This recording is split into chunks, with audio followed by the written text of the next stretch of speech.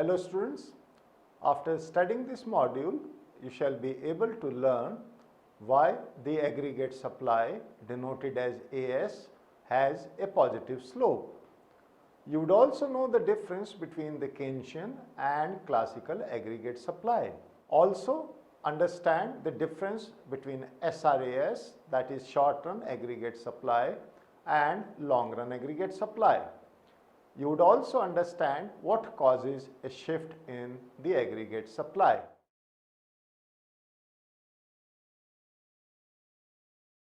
Begin by aggregate supply. In aggregate supply, we can see that an economy's equilibrium output and price level is jointly determined by the forces of demand and supply. The aggregate supply, or AS, describes the amount of output firms plan to supply at each level of prices. Since firms would like to sell more output as product price increases, the AS typically slopes upwards. In microeconomics, the firm's aggregate supply curve is upward sloping for the same reason, with the underlying assumption that input prices remain constant. However, when we are looking at aggregate economy, it is quite possible that when the price level is increasing, prices of inputs also increase alongside, which increases the cost of production for the firms. If increase in price of inputs lag behind the increase in the product prices, the firms will have an incentive to produce and sell more. However, if input prices rise in the same proportion as that of product prices, firms will not be induced to produce more and real output will not increase with an increase in price level. Consequently, the aggregate supply curve would be a vertical line, which we would show immediately in a diagram. This corresponds to long run case of the classical model. Therefore, it is important to make a distinction between long run aggregate supply curve and the short run aggregate supply curve, or AS. So, with an upward sloping AS, as the shifts in aggregate demand AD give rise to business cycles, you will learn more about AD curve in our next module. Then you will find that when the AD shifts upwards due to expansionary monetary or fiscal policies, the economy experiences a boom. Alternatively, when the AD shifts downwards due to contractionary policies, the economy plunges into a recession. In this context, you will see from our discussion in this module that the shape of the AS curve is of great significance. In this module, we shall therefore learn about the derivation of the AS curve and the causes of the shift in the AS and the difference between the short run and the long run aggregate supply curve. So, let us now try to learn about the derivation of the aggregate supply curve. How do we derive this curve? The AS curve shows the relationship between the price level P and the output Y for a given value of expected price, which is denoted as PE or P raised power E, but we will call it as PE. It is positively sloped in the short run. The equation for the aggregate supply curve then can be written as Y is equal to Yn plus beta P minus PE, where beta is greater than 0. So, in this equation, Y is the level of output, Yn is the output at natural rate, and P and PE are the actual and the expected level of prices respectively. Beta in this case measures the responsiveness of output to unexpected changes in the price level.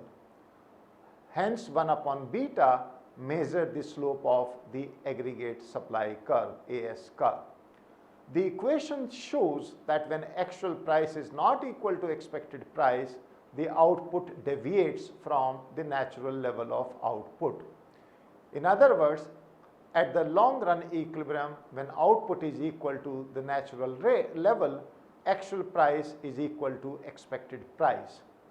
In figure, we would show that y is depicted on the horizontal axis and p is depicted on the vertical axis. In the short run, with the given level of expected price, an increase in p causes y to increase by more than natural rate. And if p is lower than pe, y will be less than the natural rate.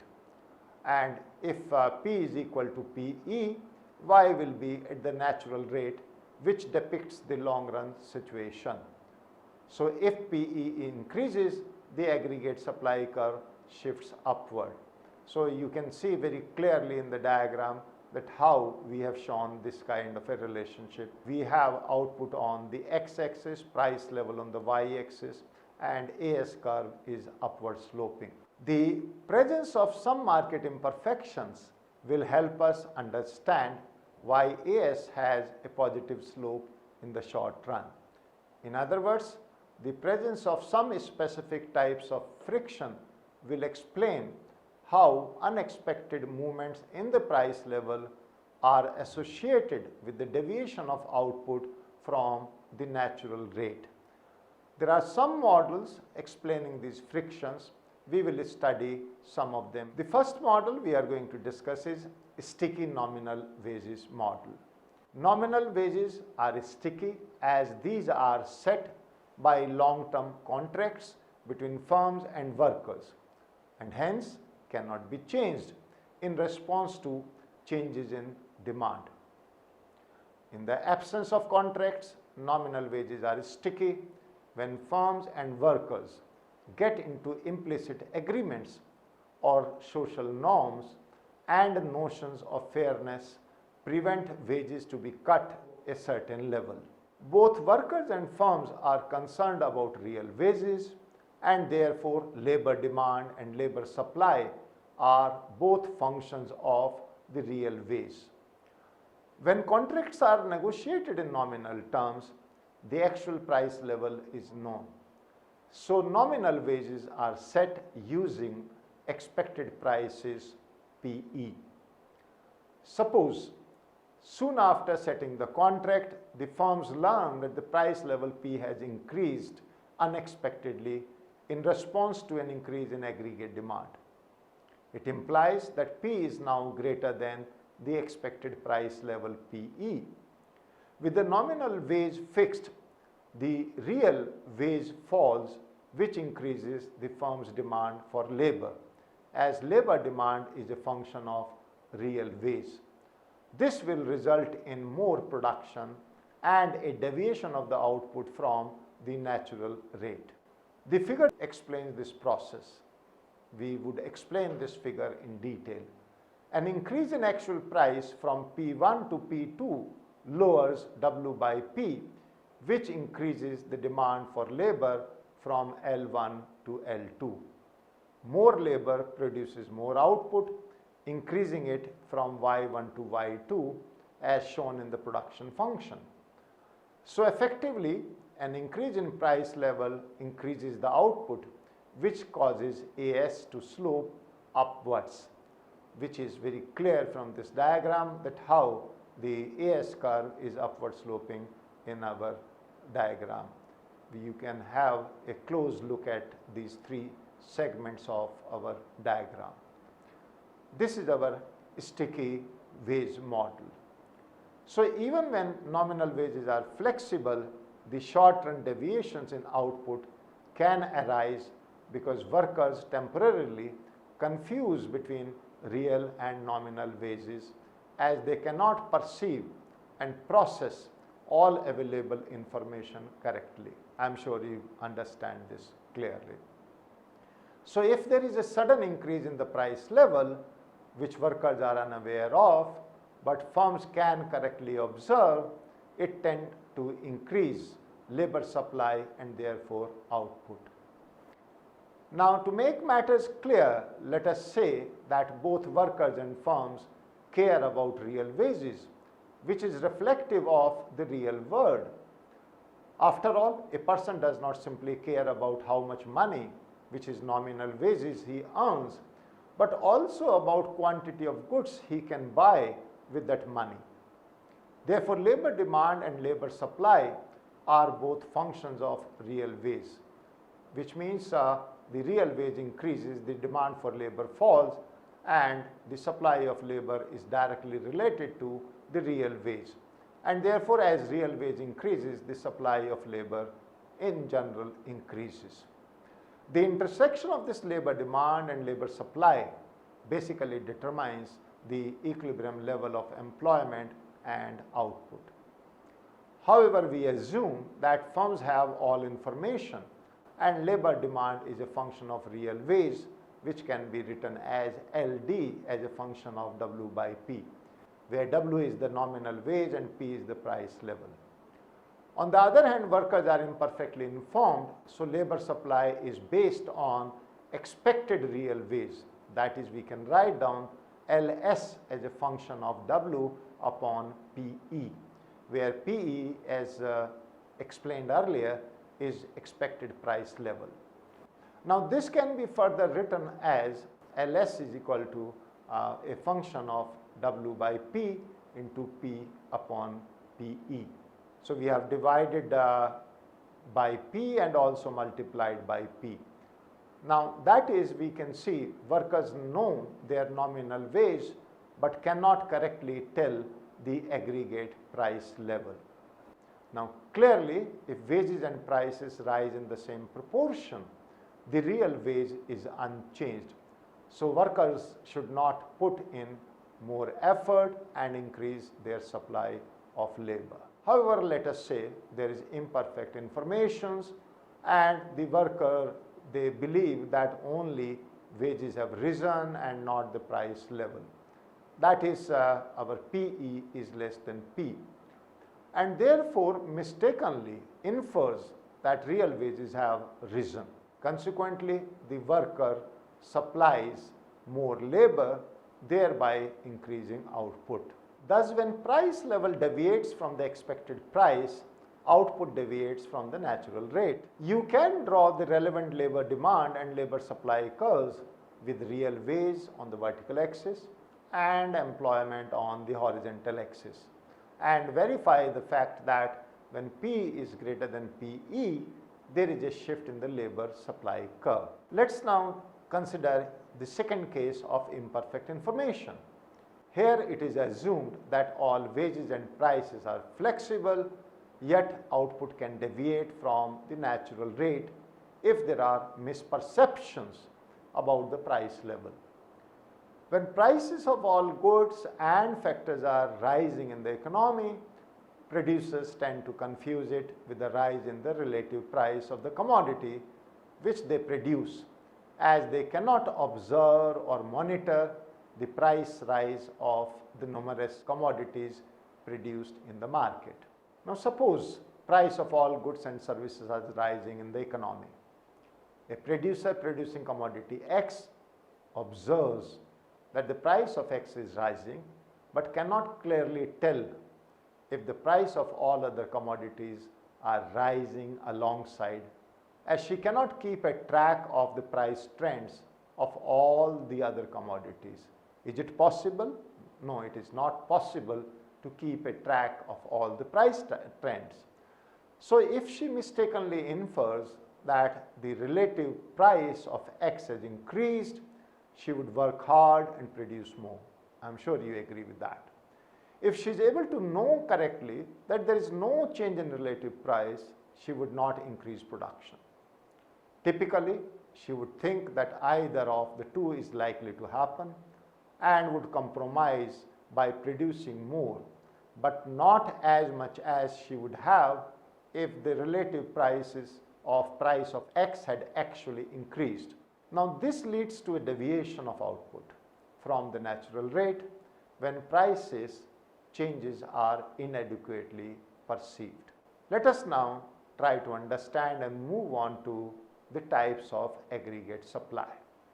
Understanding the nature of aggregate supply and aggregate demand is important, as the intersection of the two, as we have learned, gives us the equilibrium price and output. Moreover, a shift in either the AS or AD, you will learn more about this shift in the AD curve in our next module. You will find, however, that it can give rise to economic fluctuations. There are three types of AS curves. On one extreme, we have the Keynesian AS curve, which is horizontal, depicting the short run. At the other extreme, we have the classical AS curve, which is vertical and depicts the long run. Between these two cases, we have the typically upward sloping AS curve, which we have studied in our section above, and which depicts the intermediate range. Let us look at the first extreme, which is the Keynesian aggregate supply curve. The Keynesian aggregate supply curve depicts the short run when input and product prices are assumed to be fixed. This may arise when firms have printed price catalogs and it is costly for them to print new ones if a situation so arises. This makes prices sticky in the face of changing demand. When aggregate demand increases, it leads to an increase in real output as the economy is assumed to be operating at less than full capacity. Figure shows the Keynesian AS, which is horizontal at the given price level P0. As AD shifts from AD0 to AD1, which we have been saying again and again, you will learn separately, the real GDP increases, as you can observe, from Y0 to Y1, and Y1 is greater than Y0 without any increase in the price level. So in the diagram, the price level remains same, the AD curve has moved and the output level has increased from Y0 to Y1, and as I mentioned and I have repeated, and let me repeat once again, Y1 is greater than Y0. Let us now move on to the second other extreme, which is classical aggregate supply curve. The economy is assumed to be at the long run level with output fixed at the level of full employment of existing resources. Now, the same amount of goods and services will be produced irrespective of what the price level is. So, as the economy is operating at an efficient point on the production possibility frontier, there is no scope for increasing real GDP by employing resources at their normal utilization levels. Here, an increase in demand will be inflationary. We can see that in our diagram, where the AS is vertical at the full employment level of output defined as Yn. A shift of AD from AD0 to AD1 in this case increases the price level from P0 to P1, and we will understand more about this process when it is discussed in detail in our next module. But the diagram is quite clear that the output level remains same at Yn, but the price level has increased from P0 to P1. This is our classical aggregate supply curve. Let us now discuss and try to understand the AS in intermediate range in our section 4.3. In general, prices are neither fully flexible nor entirely sticky, and economies usually operate below the potential level of output. In the intermediate range, AS curve is upward sloping, and expansion in the demand would lead to an increase in the price level as well as an increase in the real GDP.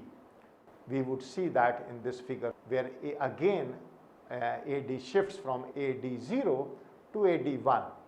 But now we can observe that price level increases from P0 to P1 and output increases from Y0 to Y1. This is the difference between the intermediate range and the other ranges.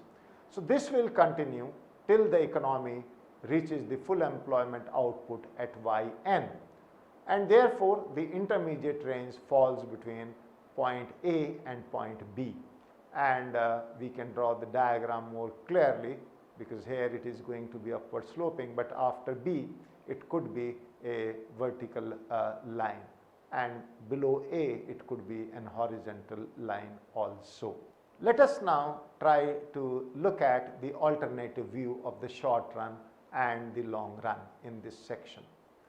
First, we will discuss about the short run aggregate supply, which we have defined as SRAS.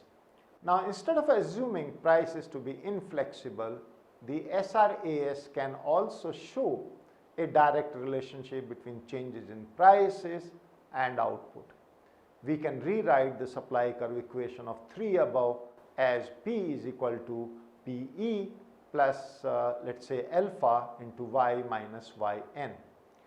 Now, deduct this last period P minus 1 from both sides to get P minus 1 equal to PE minus P minus 1 plus alpha into Y minus Yn. Further, if we divide both sides of the equation by P minus 1 upon P minus 1 equal to PE minus P minus 1 upon P minus 1 plus alpha into Y minus Yn upon P minus 1. Since inflation is the rate of change of prices, the SRAS curve equivalently shows the relationship between the rate of inflation and real output. Therefore, this SRAS equation can be written as pi equal to pi raised to power e or pi e plus epsilon y minus yn, where pi and pi e are actual and expected inflation rate respectively, and epsilon equals alpha upon p minus 1, which is the responsiveness of inflation to changes in output. In figures, we are showing on a given SRAS expected inflation pi e is held constant. At lower levels of output, the SRAS is relatively flat and output can be easily increased as resources are operating below full capacity. But as we move closer to full employment, SRAS becomes steeper. So this is our diagram where we have output on the x-axis and inflation on the y-axis, which is denoted by pi, and SRAS is upward sloping.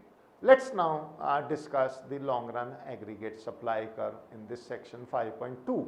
The long run average supply curve is vertical at full employment level of output as described earlier, and in figure LRAS comprises all points such that expected inflation is equal to actual inflation, indicating long run equilibrium. In other words, when pi equals pi e, y is at yn and is independent of the rate of inflation. So in this diagram we have LRAS, which is vertical at yn, and inflation as usual is on the y-axis and output on the x-axis. So our long run aggregate supply curve is a vertical supply curve. Let's now talk about the shift of aggregate supply. First, again we will talk about shift of short run aggregate supply. The short run aggregate supply shifts mainly due to the following reasons. It could be a rise in expected inflation. So SRAS shifts in response to a shift in aggregate demand curve. Here we introduce a new version of the old aggregate demand curve to signify the inverse relationship between inflation and output in an economy, instead of the original AD, which shows an inverse relationship between price level P and output. So in figure it shows a shift of AD to the right leads to a temporary increase in output to Y1 as we move from point E to E prime.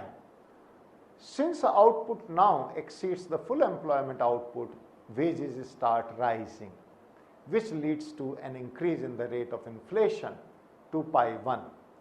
Since actual inflation is now greater than expected inflation, that is pi 1 is greater than pi e, people will revise and increase their expectations of inflation, and SRAS will shift upward till we reach point E double prime, where expected inflation and actual inflation are again equal, and economy is back to that full employment level of output, which is our most important objective. So figure shows how we may have shift of the AD curve as well as the shift of the SRAS curve, and ultimately we remain at YN. Let's now introduce the supply shock. The SRAS can shift due to supply shock. If price of raw materials such as oil increases, it will affect prices and therefore inflation across the board. The SRAS will shift upwards, implying that each level of output now corresponds to a higher rate of inflation, as shown in figure, and we can very clearly look at this diagram. Now this has a negative impact on the economy as output falls below the potential level and inflation increases, and therefore it is called an adverse supply shock. Point E prime shows stagflation with high inflation and high unemployment. So both are high, inflation as well as unemployment. A favorable supply shock, on the other hand, will lower the SRAS. So in figure you can very clearly see that we have a downward sloping AD curve, we have SRAS upward sloping, the curve shifts up, and both the output level and the inflation level in this case increases. Now let us look at the shift of LRAS, long run aggregate supply curve. The long run aggregate supply curve depicts the level of real output in the long run when all resources are being used at their optimal level, and expected inflation equals actual inflation. Changes in the price level do not affect the long run level of output. The position of the full employment output can be shifted to the right when resources increase. For example, more labor is now available due to growth of population or migration, etc. Or alternatively, the existing resources are utilized through an improvement in the quality of the resources. For example, again, maybe workers improve their skill through proper education and training or due to technological improvements. So there could be very many reasons for improving the quality of the resources. This figure shows how the shift in LRAS moves the level of potential output from Yn to Yn prime. The shift in LRAS is gradual and long term. So we have a shift of the LRAS from LRAS to LRAS prime, and the equilibrium level of output shifts from Yn to Yn prime. And as we see, we have the inflation on the y-axis. So I hope all of you are clear on how these curves may shift. So let us now try to summarize what we have learned in this module. Aggregate supply and aggregate demand, they determine the equilibrium level of output and price. The shape of the AS is important in this context. I am sure you would agree. We have also learned how the AS typically sloped upwards, indicating a positive relationship between price level and output. It is drawn for a given level of expected price. If the expected price level increases, the AS shifts upward. We have also learned that given stick in nominal wage, an increase in price level causes real wage to fall, thereby increasing the demand for labor, which results in more production, thus establishing a direct relationship between P and Y. We have also seen that how, when all prices are flexible, the positive relationship between P and Y can be explained, assuming that producers have a misperception about the price level and they confuse overall price changes as relative price changes. I am sure you would recall we have also discussed that the AS curve has three distinct shapes signifying three ranges.